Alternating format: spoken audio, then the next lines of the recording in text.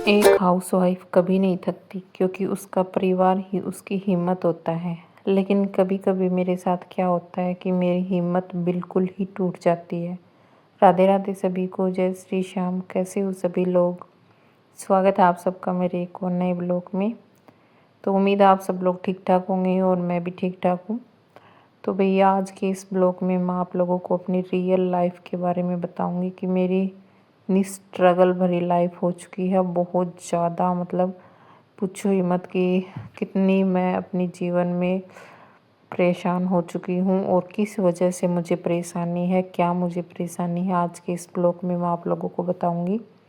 तो आप लोग पूरे ब्लॉग में बने रहिए, आप लोगों के लिए ब्लॉग बहुत ही अच्छा होने वाला है। और अगर चैनल पर आप लोग नए आए हैं तो प्लीज़ चैनल को सब्सक्राइब करें, वीडियो को लाइक कर दिया करो और एक प्यारा सा कमेंट ज़रूर छोड़ दिया करो, जिससे हमें पता चल जाए कि आप लोग हमें कहाँ कहाँ से देखते हैं।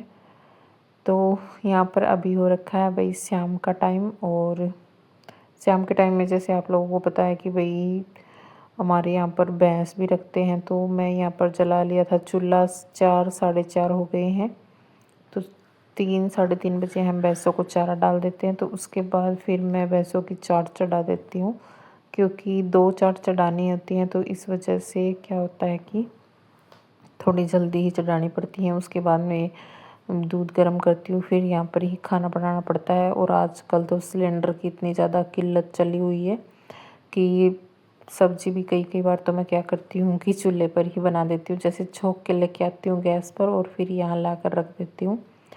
तो ये वाला ब्लॉग जो है वो पहले दिन का है। मैं जैसे थोड़ा बहुत हंस रही थी, यहाँ पर अपने आप को हंसाने की कोशिश कर रही थी। जैसे कि हम हंसते हैं ना तो हमारा माइंड अपने आप ही ठीक सा हो जाता है।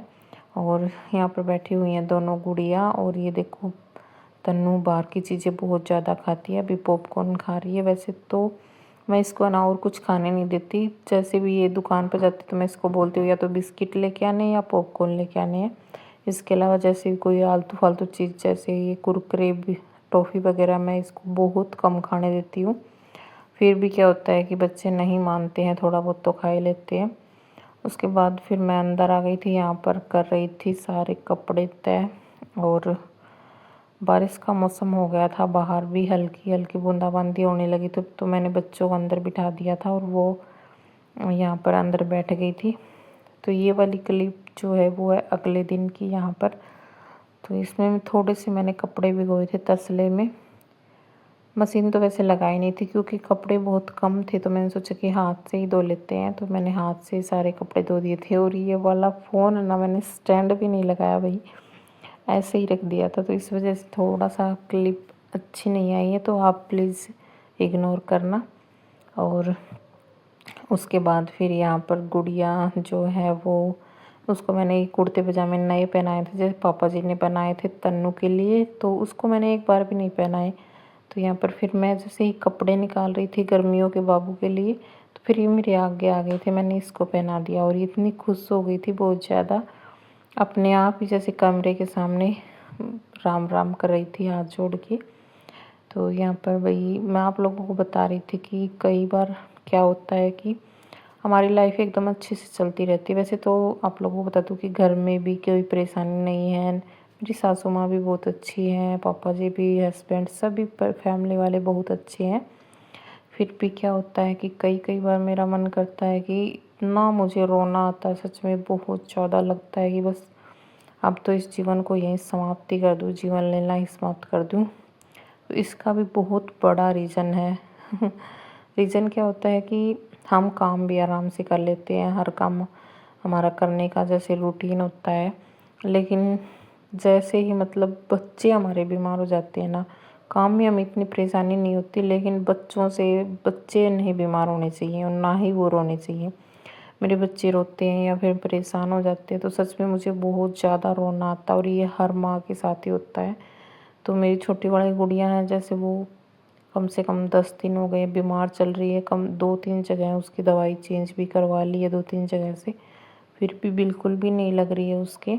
और वो बेचारी दवाई खा खा के इतनी तंग हो गई है, उसको देख देख के मुझे रोना आता है। और सच में मैं इतनी डिप्रेस्ड हो गई हूँ मेरा कुछ भी करने का मन नहीं करता, ना घर का काम करने का, ना कुछ खाने पीने का। और मेरा भी वेट बहुत कम हो गया है, क्योंकि अंदर ही अंदर से जैसे इंसान कुछ बोल नहीं पाता, अंदर से डिप्रेस्ड हो जाता है ना, तो फिर बाहर की चोट हमें इतनी नहीं मारती जितनी हमें अंदर की चोट मारती है। तो कई कई बार तो मुझे सच में इतना रोना आता, मैं सोचती हूँ कि मैं बस यहाँ से कहीं चली जाऊँ, मेरे से नहीं देखा जाता ये सब कुछ।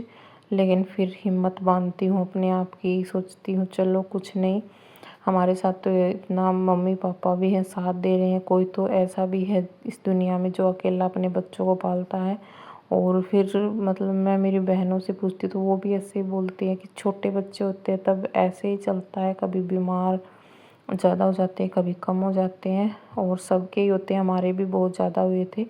और ये गुड़िया जो है मेरी छोटी वाली, ये कुछ ज़्यादा ही बीमार रहती है, क्योंकि ये 3-4 महीने की थी ना, तब भी इसको मैंने एडमिट करवाया था हॉस्पिटल में।